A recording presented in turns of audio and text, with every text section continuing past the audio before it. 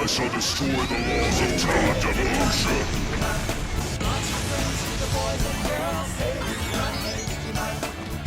I'm sorry, everyone.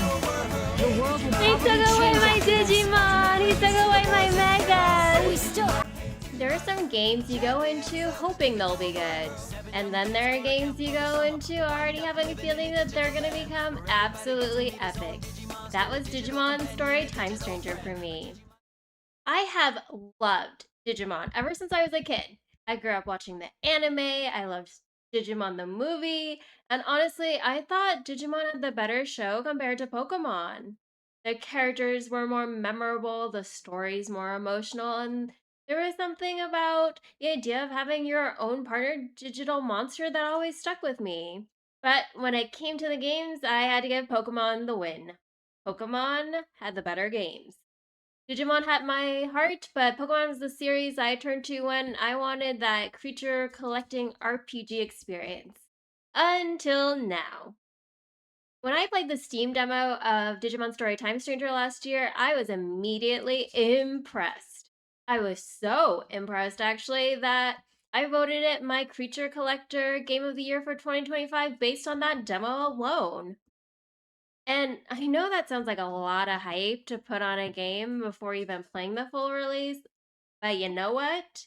Digimon Story Time Stranger didn't just meet those expectations, it exceeded them. After spending countless hours streaming this game, building my team, experimenting with Digivolutions, and falling asleep with my Switch 2 in hand because I always just had one more thing to do, I can honestly say this is not just my favorite creature collector of the year, this has become one of my favorite JRPGs of the year. And yes, I genuinely think Digimon Story Time Stranger is a Game of the Year contender. So today, let's talk about why this game completely stole my heart. Hey friends, I'm Autumn. Welcome back to Cozy Cartridges, the channel where we talk about cozy games, JRPGs, handheld gaming, and those experiences that want to make you curl up and lose yourself completely in another world. Today, we're talking about a game that I did not want to end. If that sounds like your vibe, grab your favorite snack or drink, get comfy, and let's journey into the digital world.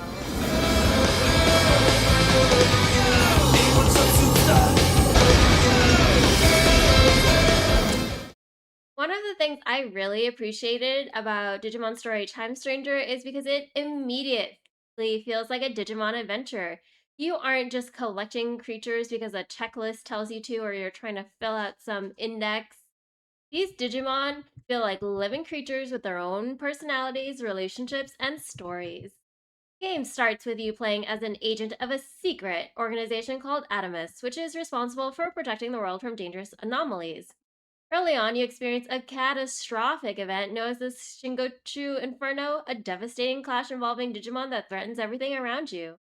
During this event, your character is transported 8 years into the past, giving you the opportunity to uncover what caused this disaster and hopefully find a way to prevent it from ever happening. And before we go any further, I do want to mention that I always appreciate when games give you the choice between a male and female protagonist. It may seem like a small thing, but having that option makes you feel a little more connected to your version of the adventure. Your protagonist is a silent one, which I know is not everyone's favorite style of storytelling, but is all too common in the JRPG world. Nonetheless, I think it works well here because the Digimon around you really are where the personality comes from. And speaking of personality, we do need to talk about Aegeomon. Aegeomon is one of those characters where I constantly found myself thinking, oh my gosh, cringe, so cringe, please, please stop talking. Inari, I need you to trust me, no matter what. I have and always will love you, even if the world changes. But honestly, the real stars of the show are the Digimon themselves. And this is where Time Stranger really captures the magic of Digimon. Egg thief! The Digimon are not just tools you use in battle, they are your partners. One of my favorite things about this game is seeing Digimon that you first encounter as tiny in training or rookie form slowly grow and digivolve. Big bro, it's you! Big bro! This is no time for a sentimental reunion, my little brother. Look, The enemy is Like, starting really to big ramp it bro's up really already. big bro. There's something genuinely emotional about watching a little Digimon that has been with you from the beginning transform into its next state. You there? You there? Ready, set, go! Digivolve into... If this is the wrong Digimon, I'm gonna be so embarrassed. Lotta wants me to move my box. Okay. Digimon! Feels like you're actually raising them rather than just collecting another creature for your party. And that's something Digimon's always done differently.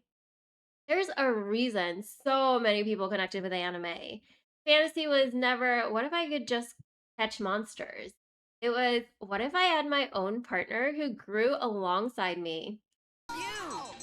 Here. Gatomon! Time Stranger really understands that feeling. The world is filled with Digimon that are brimming with personality, and even when the story gets bigger with timelines, mysteries, and world-saving stakes, it always comes back to the creatures that made so many of us fall in love with Digimon in the first place.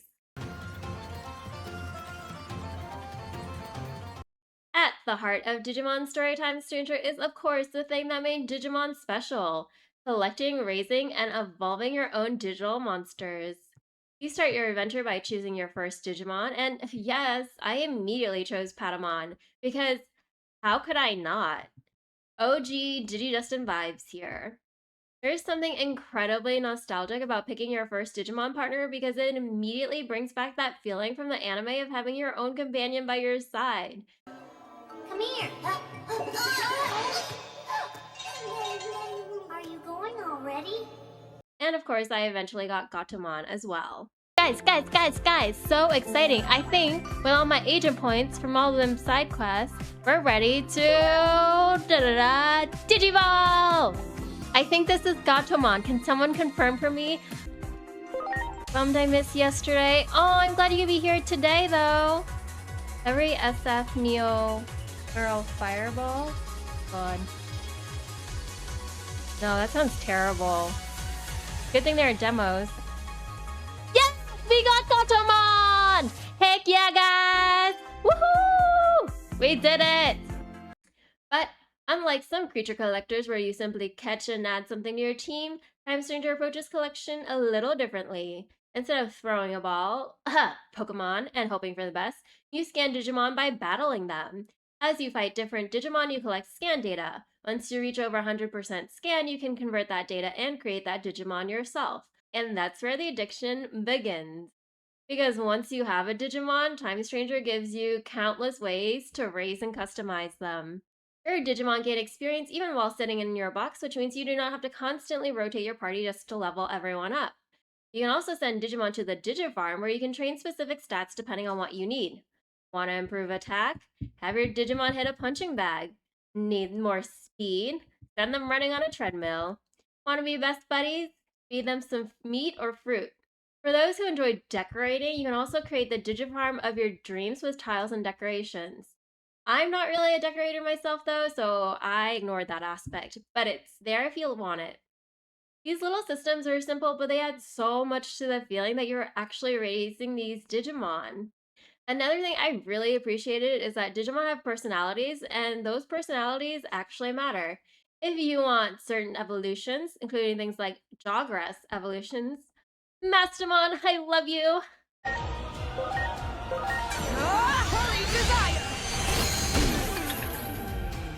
I'm telling you, Mastamon is the absolute queen! You need to pay attention to requirements like stats and personality.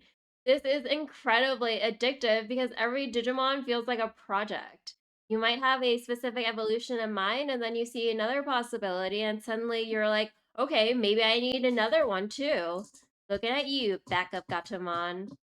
The game gives you so many different ways to improve your Digimon. You can Digivolve and de-Digivolve them to open up new possibilities and improve base stats.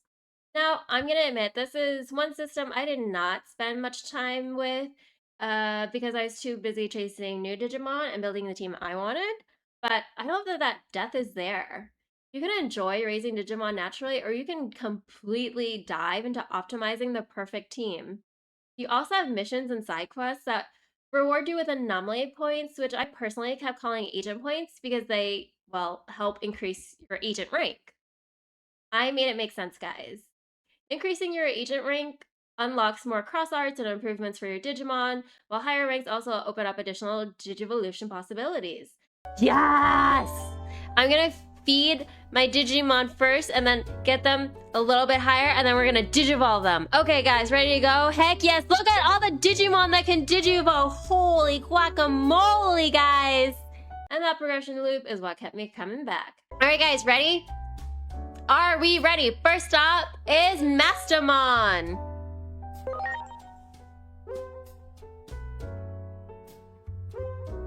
Fuse and perform DNA Digivolution. Bye, bye, bye, bye, bye. Bye, bye, bye, my two wonderfuls.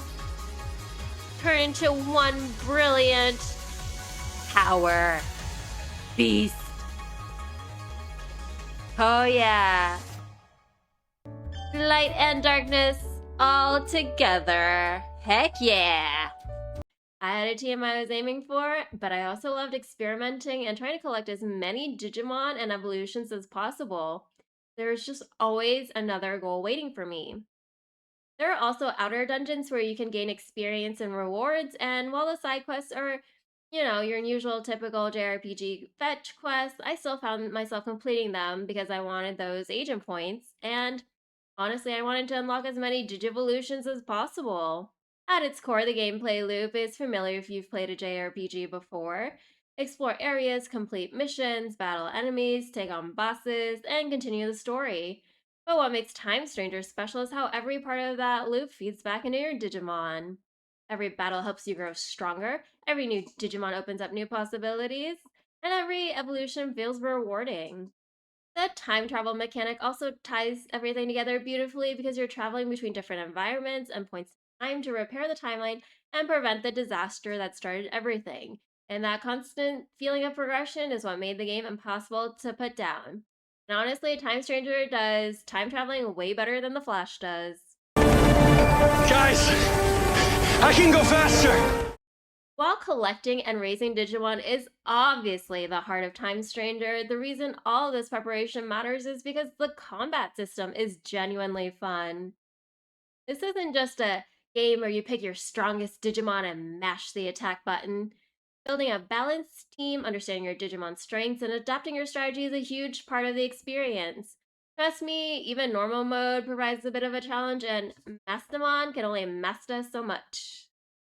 At its core, Digimon Time Stranger uses a traditional turn-based combat system, but there's a surprising amount of depth underneath that familiar structure. Battles have 3 active Digimon on the field, while you also have 3 additional Digimon waiting in reserve. And I really love this setup because it makes your entire roster matter. You're not just building 3 powerful Digimon and ignoring everyone else. Your full team matters because different situations call for different strategies. One thing that makes this system feel especially flexible is that you can swap your active Digimon with someone from your reserve team without consuming a turn. Again, this may seem like a small quality of life feature, but it makes such a huge difference between battles because you can adapt to changing situations without feeling like you're wasting valuable actions. The first major strategy system is the Digimon Triangle. You have data, vaccine, and virus types, which work very similar to the weapon triangle and Fire Emblem. Data beats vaccine, vaccine beats virus, and virus beats data. And as someone who loves Fire Emblem, I really appreciated this because it encourages you to think about matchups instead of simply bringing your strongest Digimon everywhere. Although I certainly tried. But Time Stranger doesn't stop there. On top of that attribute system, you also have elemental weaknesses. Fire, water, earth, and other elements add another layer of strategy, and when you combine the right attribute advantage with the right elemental weakness, you can deal some absolutely massive damage. Finding these combinations and exploiting weaknesses can lead to huge damage multipliers, which makes preparing your team before battle incredibly rewarding. Every Digimon also comes with their own unique special ability, but you're not locked into just using whatever skills they naturally have. Each Digimon has 4 skill slots that you can customize, allowing you to build them around your preferred playstyle. You can also equip attachments that improve certain stats, whether you want more HP, more SP, or other bonuses that help your Digimon perform better in battle. And then, of course, you have Digivolution and De-Digivolution. Evolution isn't a one-way path where your Digimon changes form once and that's the end of the journey. You can continue evolving and even revert Digimon back to previous forms to improve their base stats and unlock new Digivolutions. Again, this isn't a system that I delve into very deeply because I was having way too much fun chasing the evolutions I wanted. You can play this game casually and enjoy raising your Digimon naturally, or you can absolutely dive into personalities, stats, skills, attachments, evolution requirements, and create the ultimate Digimon team by min-maxing. Another feature that adds to the strategy is cross arts. As you build up cross points, you can unleash special chain moves and powerful buffs alongside your companions. The boss battles are where all of these mechanics really come together. Major bosses can actually shift their resistances during combat, meaning the strategy that worked a few turns ago might not work anymore. You can't just rely on one powerful attack or one favorite Digimon. Again, not that I didn't try. You have to pay attention, adjust your strategy, and react to what's happening to you in battle. And thankfully, Time Stranger does a great job respecting your time outside of those bigger fights. Anyone who played creature collectors or JRPGs of old knows that grinding can sometimes become a chore, but the quality of life features in this game make it much smoother. You can speed battles up to 5 times faster, use auto battle for regular encounters, and quickly move through fights you already understand. I also really appreciated the ability to get advantages before battles even began. You can digi attack visible enemies on the map, which gives you a preemptive advantage or even instantly end weaker enemies. It makes exploring areas feel more rewarding because you're actively engaging with the environment instead of just being interrupted constantly. And honestly, helped make building my team so satisfying. Eventually, I created my absolute dream team with Fielstarmon, Mastamon, Rosemon, Sephiramon, Junimon, and Venusmon, aka my runway ready team, as my live stream coined them. And seeing that team together was such a special moment because these weren't just powerful Digimon I collected, these were the Digimon I raised and evolved. I invested time into them. I built them into the team that I wanted. The game even gives you more ways to improve your Digimon through things like load enhancement, which is, basically Digimon cannibalism. You can sacrifice extra Digimon data to strengthen the Digimon you actually want to use. It sounds terrible when you explain it out loud, but hey, sometimes creating the perfect team requires sacrifices for the greater good. And yeah, this is why combat works so well. It's not just fun because you're controlling powerful monsters. It's fun because you're fighting alongside partners you've raised, customized, and grown attached to. Maybe a little too attached to. Finishing Digimon Story Time Stranger hit me hard. When credits started rolling, I actually felt my eyes moisten because I was just not ready for this game to end. There's nothing quite like finishing an amazing game for the first time. And I think that says everything about how special this experience was. If you've been following the channel, you might remember my Momodora Moonlit Farewell video, where I talked about being in a gaming slump and not really being in the mood for a big JRPG after being on a quest to find the perfect JRPG. I've been searching for that feeling. That feeling where you sit down with the game and suddenly hours disappear. That feeling where you tell yourself, okay, just one more little quest, and then suddenly it's the middle of the night and you really need to be at work or school the next day, so you gotta put your Switch down. Reluctantly, of course. That feeling where a game becomes your cozy little escape from everything else going on. Digimon Story Time Stranger gave me that feeling back. It reminded me why I love JRPGs. And yeah, I would absolutely recommend this game at full price. In fact, I did buy it at full price. I was standing outside Best Buy about 15 minutes before they opened on release date because I was so excited to start playing. After finishing the game, I gotta say, I have no regrets. And after everything I've experienced with this game, I can honestly say Digimon Story Time Stranger is one of my favorite JRPGs of the year and a very strong Game of the Year contender. Until Fire Emblem Fortune's Weave comes out, that is. Whether you grew up with Digimon, you're looking for a deeper creature collector, or you're simply someone who loves a good JRPG adventure, I truly think there's something special here for everyone. But that's just my opinion. What about you? Have you played Digimon Story Time Stranger? Are you as in love with the game as I am? If you've been playing or are a Digimon fan in general, who's your favorite Digimon? Let me know down in the comments below. I always love hearing from you. And if you join me during my live streams, thank you so much for being a part of this adventure with me. You guys know how excited I've been to play this game. And sharing this experience with everyone, shoutouts to all my Digimon friends, has made it even more special. Thanks so much for watching this video. If you enjoyed it, please don't forget to like, subscribe, and turn on your notifications for weekly cozy gaming content. Until next time, may your Digi devices always be ready, your bonds with your Digimon grow stronger, and your next adventure be truly unforgettable.